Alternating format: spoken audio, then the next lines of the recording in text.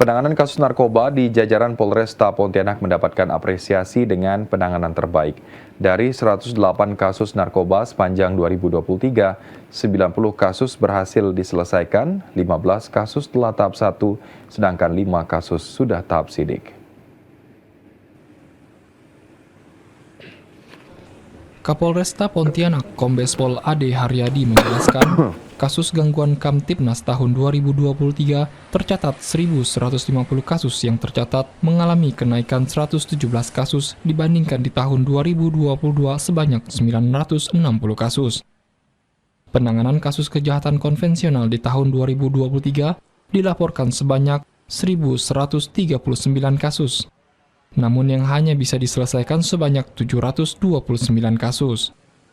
Untuk kasus atensi seperti 4C, yaitu curanmor, curat, curas, dan curbis di tahun 2023 dilaporkan sebanyak 522 kasus, namun yang hanya dapat diselesaikan hanya 281 kasus. Padahal di tahun 2022, dari 434 kasus 4C yang dilaporkan, berhasil diselesaikan oleh Satreskrim sebanyak 325 kasus. Sementara itu, untuk Satres Narkoba menorehkan kinerja positif dengan mengungkap 108 kasus.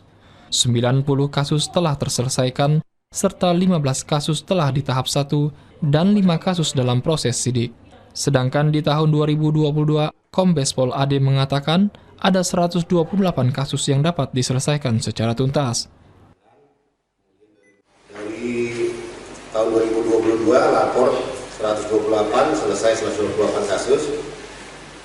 2023 108, selesai 90, ya, tahap 1 13, proses sidik 5 kasus.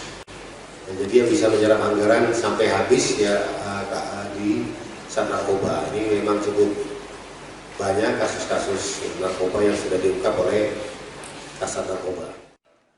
Kapolresta Pontianak Kombes Pol Ade Haryadi berharap pencegahan dan penanganan atas kasus kejahatan yang menjadi atensi dapat lebih baik di tahun 2024.